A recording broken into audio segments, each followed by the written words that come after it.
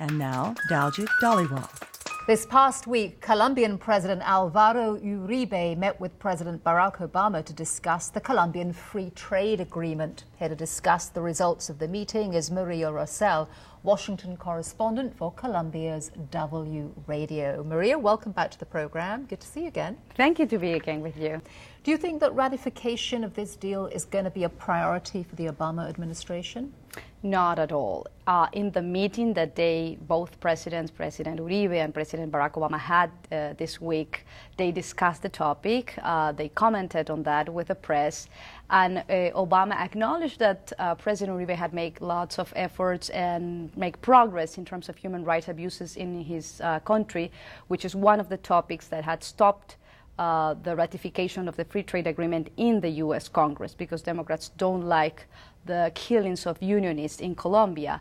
But apparently the legislative agenda in the Senate and in the House would not allow President Obama to push the free trade agreement with Colombia to be one of the priorities in the Congress of the U.S. So therefore, there are other priorities like the healthcare reform here in the U.S. and other laws and other bills that President Obama has to pass before the free trade agreement. And at this point, as I have heard, and I have talked with some people in the Congress, there are not enough votes to approve the free trade agreement with Colombia.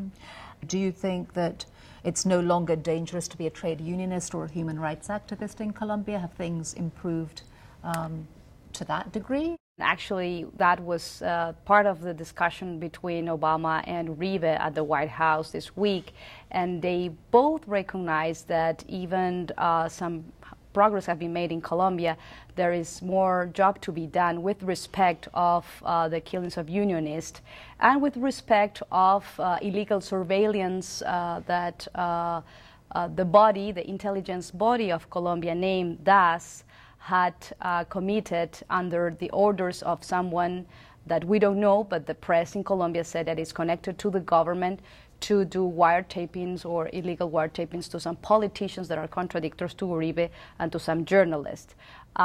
In a way, those facts affect the image of Colombia here in the U.S. with this majority of Democrats that are now in the Congress of the United States of America that are very aware and very concerned about these killings of unionists and human rights abuses in Colombia. And what about Colombia's paramilitary groups? Have they been eradicated? I mean, is the Obama administration calling for them to be eradicated before any kind of progress can be made on the free trade agreement? Well, President Uribe himself have talked about it, and it's true. He had made lots of efforts. He established a law to try to demobilize these groups of paramilitaries, which are the right-wing organizations who fight against the left-wing FARC guerrilla. It's a very complicated dynamic in Colombia because you have in one side the right-wing terrorists and on the other side the left-wing terrorists, if you can summarize the whole situation. But it's more complex than that. And President Uribe have made progress, but it's very difficult for him because part of the coalition who supported him and made possible his first re-election 4 years ago was connected and has been connected to paramilitaries. Even some members of his own family have been reported to be connected to paramilitaries squads, something that the president have denied himself.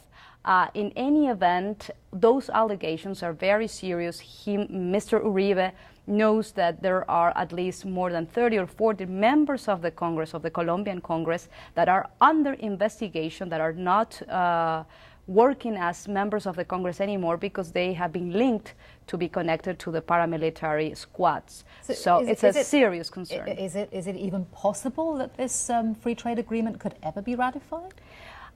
You know what? I'm not sure if this year will be the option for the free trade agreement, but at some point, Barack Obama make comments this week that it's important for both countries to have that possibility to ratify the free trade agreement in the Congress of the U.S. So Obama is showing a signal that he's willing to support it, but he knows that at this point he cannot make it. If the free trade agreement were ratified, who would be the winners and losers as a result of that deal in Colombia?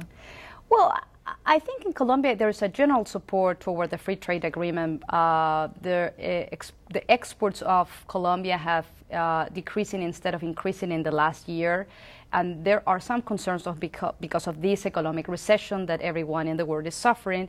In Colombia is not accepted of that situation. It's part of this recession, so they are suffering also that consequences, and they would like to see the free trade agreement to be ratified so more investors can come to Colombia. All right, Maria Rosel, thank you very much for coming along. Good to see you as always.